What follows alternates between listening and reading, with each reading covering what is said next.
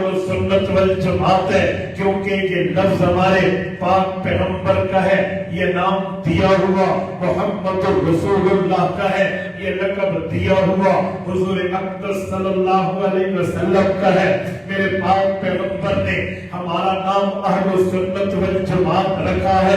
ایک شخص نے ایک دن مجھ سے پوچھا، مولانا قرآن میں تو نام ہے سماکم المسلمین، اللہ نے تمہارا نام مسلمان رکھا ہے، تو پھر تم خود کو اہل سنت والجماعت کیوں کہتے ہو؟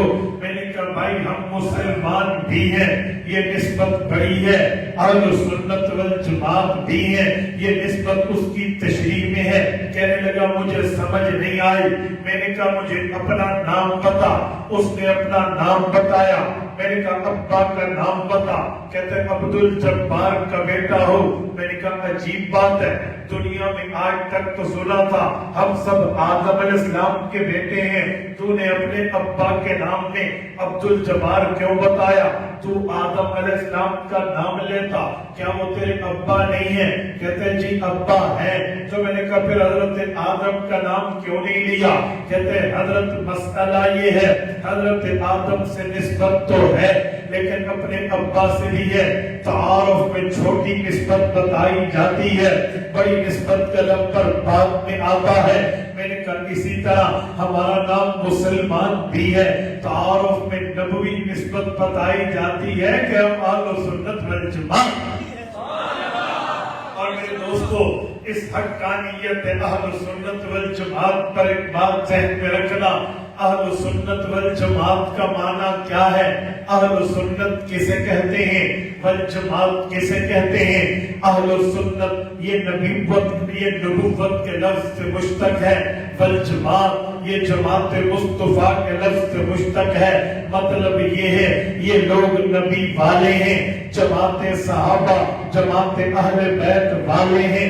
پتہ چلا اگر ہم دین نبی سے لیں گے، پتہ چلا تشریح صحابی سے لیں گے، ہم اہل سنت والجماعت کہلائیں گے۔ کوئی ایک لفظ میں معنی پوچھے اہل سنت کسے کہتے ہیں، والجماعت کسے کہتے ہیں، آپ کہہ دینا نبی والے صحابہ والے، یہ اس لفظ کا ترجمہ ہے۔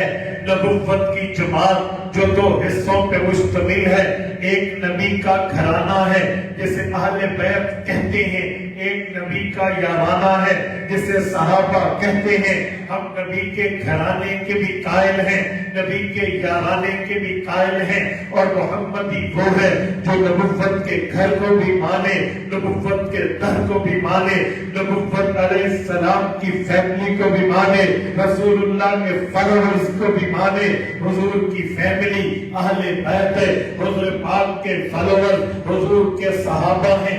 اہل سنت سے مراد محمد الرسول اللہ حضور پاک کی جماعت ہے۔ ہم اہل سنت دین نبی سے لیں گے، والجماعت تشریح نبی کے اہل بیت اور صحابہ سے۔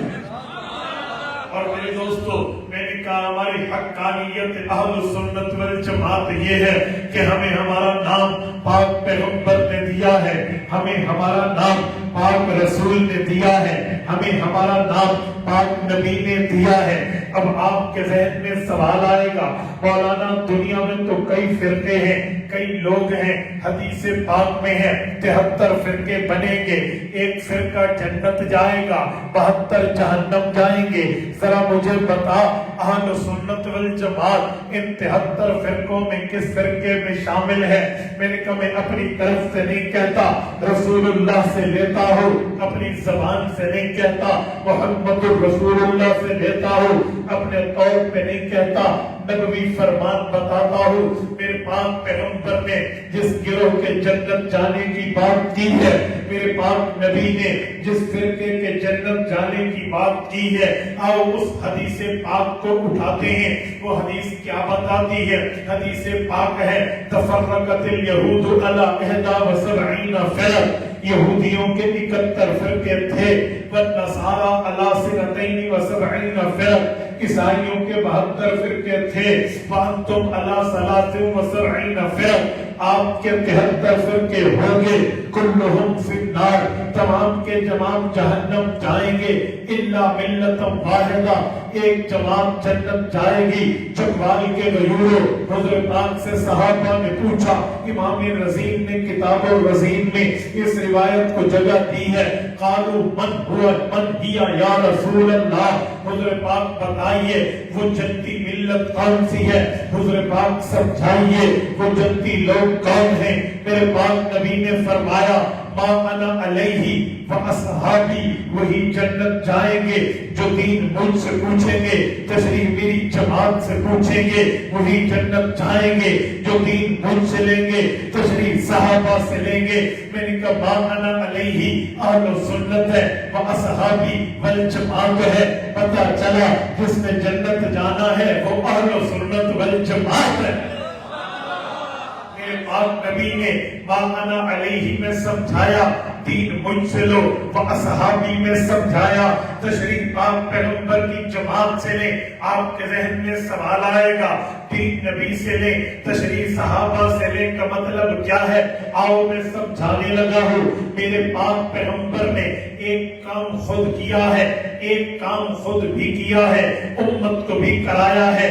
مثلاً کچھ کام وہ ہے جو صرف حضور پاک کرتے ہیں، وہ امت نہیں کرتی، کچھ کام وہ ہے جو حضور بھی کرتے ہیں، حضور کے صحابہ کو بھی اس پہ چلایا ہے۔ مثلاً کلمے کی بات لیتے ہیں، میرے پاک نبی نے کلمہ کون سا پڑھایا ہے، میرے پاک نبی نے کلمہ کون سا بتایا ہے۔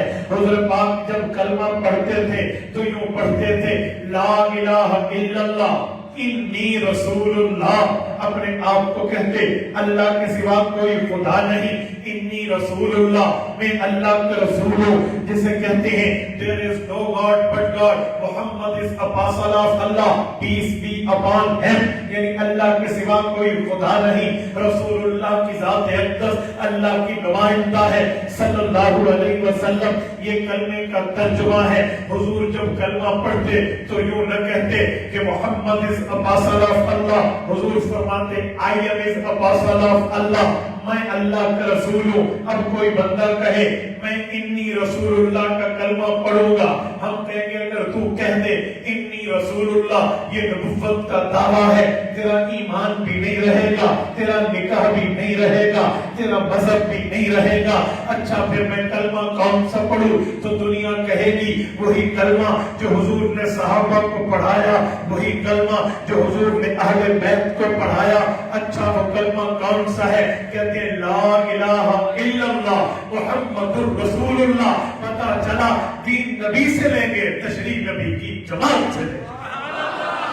میرے دوستو، میں نے آپ کی خدمت میں بات کی تھی کہ ہم اہل سنت والجماعت کیوں سچے، کیوں حقانیت کی بات کرتے ہیں۔ آؤ میں مستدرک علی الصحیحین جلد نمبر 2 صفحہ نمبر 671 کی حدیث پڑھنے لگا ہوں۔ حضرت عبداللہ بن عباس راوی ہیں رضی اللہ عنہ، توجہ رکھنا، حضرت عبداللہ بن عباس فرماتے ہیں اللہ کے رسول کی بات کو اپنے الفاظ میں نقل کیا، اور اللہ الہ عیسیٰ علیہ السلام، اللہ نے حضرت عیسیٰ علیہ السلام پہ وحی بھیجی، یا عیسیٰ، اے عیسیٰ آپ نے امت محمدیہ میں جانا ہے تو آمن بامت محمد میں جانا ہے، آمن بمحمد صلی اللہ علیہ وسلم، حضور پاک پر اپنے ایمان کو لاؤ، وَأْمُرْ مَنْ أَدْرَكَهُ مِنْ أُمَّتِكَ أَنْ يُؤْمِنُوا بِهِ، اور اپنی امت کو بھی حکم کرو کہ تمہاری امت میں جو لوگ دور نبوی پائیں، دور محمد الرسول اللہ پائیں،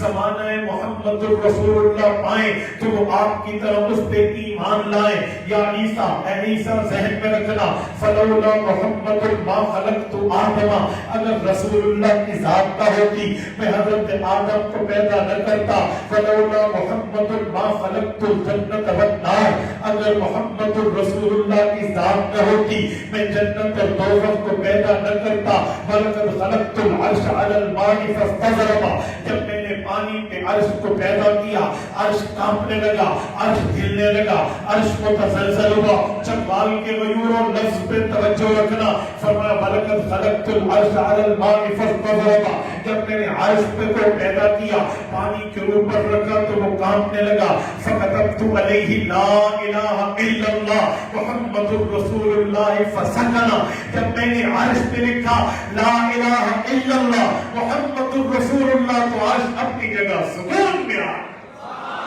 امام حاکم رحمہ اللہ نے مستدرک علی الصحیحین کی جلد نمبر 2 میں عبداللہ ابن عباس رضی اللہ عنہما پیغمبر کے صحابی کی روایت لکھی ہے میں نے اس لیے کہا میں نے تب مذہب اہل سنت والجماعت مانا ہے میں نے اہل سنت والجماعت کا مسلک مانا ہے اسی دین کو مانا ہے کیونکہ میں وہ دین مان رہا ہوں جس دین میں جو کلمہ ہے وہ کلمہ لا الہ الا اللہ سے شروع ہوتا ہے محمد رسول اللہ پہ ختم ہوتا ہے وہ صرف زمین کی بات نہیں ہے آسمان کی بھی بات ہے آسمان کی بات نہیں ہے فوق السماء کی بھی بات ہے فوق السماء کی بات نہیں ہے علی العرش کی بھی بات ہے اور اللہ کا عرش سب سے بڑی مخلوق ہے وہ رسول اللہ پہ ختم میں نے تبھی کہا میں نے تبھی مذہب اہل سنت والجماعت مانا میں نے مسلک اہل سنت والجماعت مانا میں نے اہل سنت والجماعت کی حقانیت کو مانا کیونکہ اہل سنت کا بنیاد کلمہ طیبہ ہے اور کلمہ طیبہ جو ہے یہ عرش پہ لکھا ہوا ہے اور یاد رکھنا اگر کوئی مجھے کہے مولانا صرف عرش پہ لکھا ہے یہ کلمہ کہاں اور نہیں ہے میں کہوں گا ہے